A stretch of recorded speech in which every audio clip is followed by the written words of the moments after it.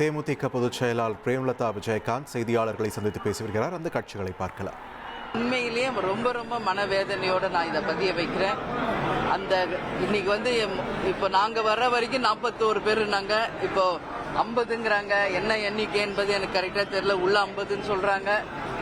பாதிக்கப்பட்ட அத்தனை குடும்பத்தையும் நான் நேராக சந்திச்சுட்டு இங்க அட்மிட் ஆயிருக்கிற ஒவ்வொரு பேஷண்ட்டையும் அவங்க ஃபேமிலியும் சந்திச்சுட்டு தான் இப்போ உங்க முன்னாடி நிக்கிறேன். எல்லாருடைய குறை என்ன சொல்றாங்க அப்படின்னா, அங்க குறுகலான பாதை, அங்க உரிய பாதுகாப்பு யாருக்கும் தரப்படல. அது மட்டும் இல்லாம அந்த விஜயோட வாகனம் பக்கத்துல வர வர கூட்ட நெரிச்சல் அதிகமாயிருச்சு, தள்ளுமுள்ளு அதிகமாயிருச்சு. அந்த இடத்துல லேசான போலீஸ் தடியடி நடந்ததுனால எல்லாரும் தள்ளுமுள்ளு பண்ணி தெரிச்சு ஓடும்போது நிறைய பேர் கீழே விழுந்து அவங்க மேல எல்லாம் மிதிச்சு போரிடுறாங்க. அதுலதான் இன்னைக்கு நிறைய பேர் உயிர் பலியாயிருக்கு. அது மட்டும் கிடையாது, ஆம்புலன்ஸ் லைனா வருது. விஜயே சொல்றாரு, நம்ம கட்சி கொடி போட்ட ஆம்புலன்ஸ் வருது என்ன அப்படிங்கிறாரு. அப்ப யார் அந்த கட்சி கொடி போட்ட ஆம்புலன்ஸ் யாருது? இதெல்லாம் அரசு பதில் சொல்லணுங்க மக்களுக்கு. இன்னைக்கு இத்தனை உயிர் போயிருக்கு, இதை யார் பொறுப்பேத்துக்கிறது? இன்னைக்கு அந்த 100 அடி பாதை, ஒரு குறுகலான பாதை, அதுல முதல்ல நீங்க அனுமதி தரலாமா? ஒரு பெரிய மைதானமா பிடிச்சு அந்த மைதானத்துலதான் கொடுத்தாதான் இவ்வளவு ஜனம் தாங்கும். அப்படியே அவங்க போகணும்னாலும் அவங்களுக்கு வழிவகை இருக்கிற மாதிரி இடத்துல கொடுக்கணும்.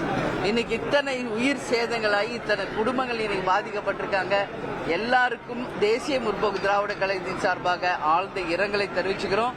இப்ப அட்மிட் ஆன எல்லா பேஷண்ட்டையுமே நான் பார்த்தேன். எல்லாரும் நல்லா இருக்காங்க. எல்லாரும் என்கிட்ட பேசினாங்க. ஒரே ஒரு அம்மா மட்டும் அன்கான்சியஸா இருக்காங்க. அவங்க மட்டும்தான் இன்னும் கொஞ்சம் நல்ல ட்ரீட்மெண்ட் கொடுங்கன்னு சொல்லிட்டு வந்திருக்கேன். மற்றவங்க எல்லாம் நல்லா தான் இருக்காங்க. எனவே அவங்க எல்லாரும் சீக்கிரம் குணமடையணும்னு நாங்க இறைவனை பிரார்த்திச்சுக்கிறோம். நீங்க எதுவும் கேட்கணும்னா கேளுங்க.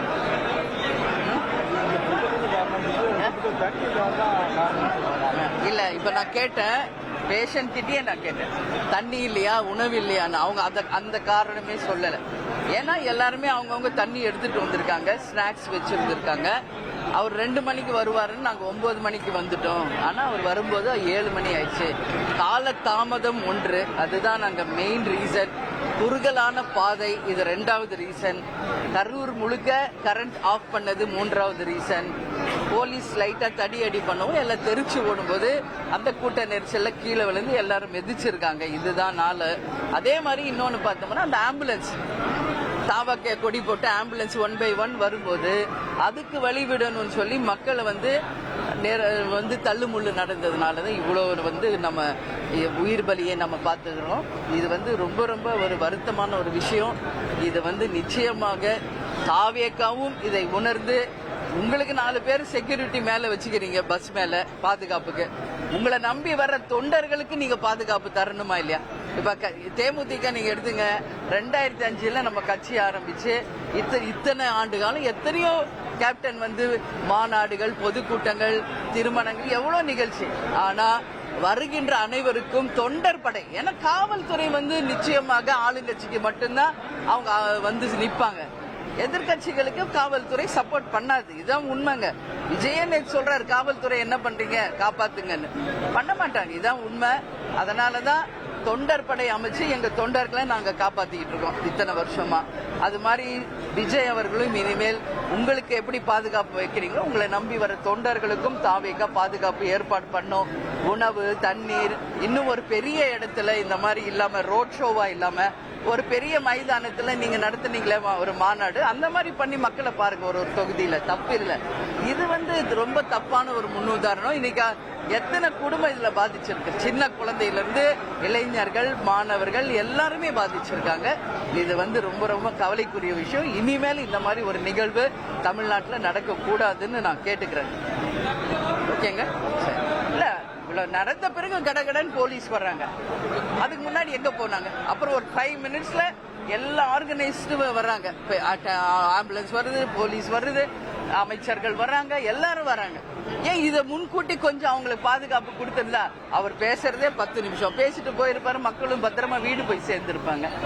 முன்கூட்டி எந்த ஏற்பாடுகள் சரியா நடக்காததும் ஒரு காரணம் என்பதையும் இந்த நேரத்தில் நான் பதிய வைக்கிறேன். எனவே ஒரு ஆணையத்தை அமைச்சிருக்காங்க. அந்த ஆணையம் நிச்சயமாக ஒரு நல்ல தீர்வை தரணும்னு சொல்லி நான் கேட்டுக்கிறேன். யார் உண்மையிலே இந்த நிகழ்வுக்கு யார் காரணமோ அதை ஆணையம் வெளியே கொண்டு வர வேண்டும் என்று நாங்கள் கேட்டுக்கிறோம். எனவே தாவேகா பக்கமும் தவறு இருக்கு, தமிழக அரசின் பக்கமும் கவனக்குறைவு இருக்கு. இதுதான் உண்மை. இந்த நிலை இனி தொடரக்கூடாதுங்க. இதுவே இறுதியாக இருக்கணும்னு நாங்கள் கேட்டுக்கிறோம். நன்றி, நன்றி, வணக்கம், வணக்கம். உண்மையிலேயே ரொம்ப ரொம்ப மனவேதனையோட